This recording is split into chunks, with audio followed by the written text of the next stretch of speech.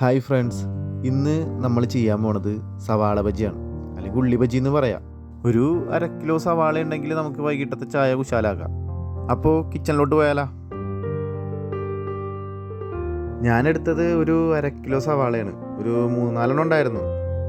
സവാള ഇതുപോലെ നീട്ടത്തിൽ വേണം അരിഞ്ഞെടുക്കാൻ, എന്നാലേ സവാള ബജിയുടെ ആ ഷേപ്പ് നമുക്ക് കിട്ടുള്ളൂ. ഇനി മെയിനായിട്ട് വേണ്ടത് കടലപ്പൊടിയും മൈദപ്പൊടിയുമാണ്. ഇത് രണ്ടും ഓരോ കപ്പ് വീതം നമ്മൾ എടുത്തിട്ടുണ്ട്. ഇതിനാവശ്യമായിട്ടുള്ള പച്ചമുളക് എടുത്തത് നമ്മളുടെ തോട്ടത്തിൽ നിന്ന് തന്നെയാണ്. നമ്മുടെ തോട്ടത്തിലെ പച്ചമുളക് ആയതുകൊണ്ട് തന്നെ അത്യാവശ്യം നല്ല എരിവുള്ളതാണ്. അതുകൊണ്ട് ഒരു 3 ഞാൻ ആഡ് ചെയ്യണുള്ളൂ. നിങ്ങൾക്ക് എരിവ് ആവശ്യമുണ്ടെങ്കിൽ അതനുസരിച്ചിട്ട് എടുത്താൽ മതി.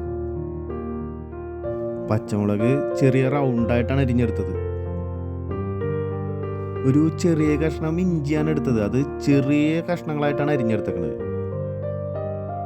നമ്മൾ അരിഞ്ഞു വെച്ച സവാളയിലേക്ക് ആവശ്യത്തിന് ഉപ്പും ചേർത്തിട്ട് നന്നായിട്ട് തിരുമ്മി കൊടുക്കണം. സവാള നന്നായിട്ട് തിരുമ്മി ഉടച്ച് അതിൻ്റെ നീര് നമുക്ക് സെപ്പറേറ്റ് ആയിട്ട് എടുക്കണം. ഇതിൽ നിന്ന് കിട്ടുന്ന സവാള നീര് നമുക്ക് കളയണമെന്നില്ല. ആവശ്യമുണ്ടെങ്കിൽ അത് കുളിക്കണേക്കാൾ മുമ്പ് തലയിലൊന്നിട്ട് മസാജ് ചെയ്തിട്ട് കഴുകിക്കളഞ്ഞാൽ തലക്കൊരു തണുപ്പും മുടി വളരാനൊക്കെ സഹായിക്കും. നമുക്ക് അത്യാവശ്യം സവാള നീര് ഇതിൽ നിന്ന് കിട്ടിയിട്ടുണ്ട്. നീര് കളഞ്ഞെടുത്ത സവാളയിലേക്ക് നമ്മൾ എടുത്തു വെച്ച മൈദപ്പൊടിയും കടലപ്പൊടിയും പിന്നെ നമ്മൾ അരിഞ്ഞു വെച്ച ഇഞ്ചിയും ആ പച്ചമുളകും വേപ്പിലയും പിന്നെ കുറച്ച് ജീരകവും കൂടി ചേർത്തിട്ട് നമുക്ക് നന്നായിട്ടൊന്ന് മിക്സ് ചെയ്തെടുക്കാം.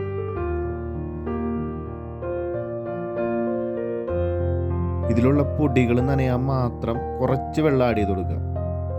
സാധാരണ പച്ചവെള്ളം തന്നെയാണ് ഞാൻ ആഡ് ചെയ്ത് കൊടുത്തത്, കാരണം സവാള നീര് അമ്മ കൊണ്ടുപോയി തലയിൽ തേക്കാൻ. ഇനി സവാള ബജി നമുക്ക് വറുത്തെടുക്കാം.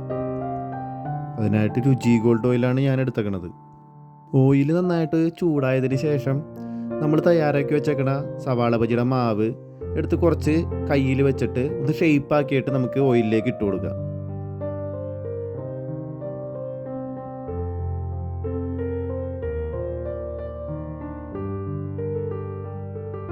ഒരു ബ്രൗൺ കളറിലേക്ക് മാറി വരുമ്പോഴേക്കും നമുക്കത് മറിച്ചിട്ട് കൊടുക്കാം.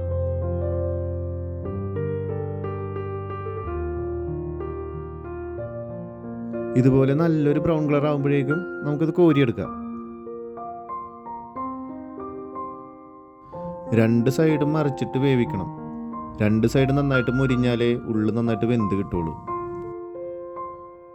അപ്പോഴാണ് നമുക്ക് കടയിലുണ്ടാക്കുന്ന അതേ ടേസ്റ്റ് കിട്ടണത്.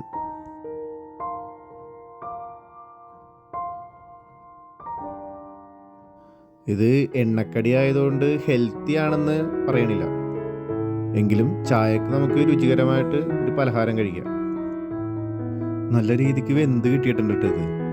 ഇത് നല്ല ടേസ്റ്റ് ഉണ്ടായി. അപ്പോൾ നിങ്ങളെല്ലാവരും ഒന്ന് ട്രൈ ചെയ്ത് നോക്കട്ടെ. വീട്ടിൽ ട്രൈ ചെയ്ത് നോക്കിയിട്ട് എങ്ങനെയുണ്ടെന്ന് കമൻറ്റ് പറയണേ. നമ്മുടെ വീഡിയോ ഇഷ്ടപ്പെട്ടാൽ എല്ലാവരും ഒന്ന് സബ്സ്ക്രൈബും ലൈക്കും ചെയ്തേക്കണേ.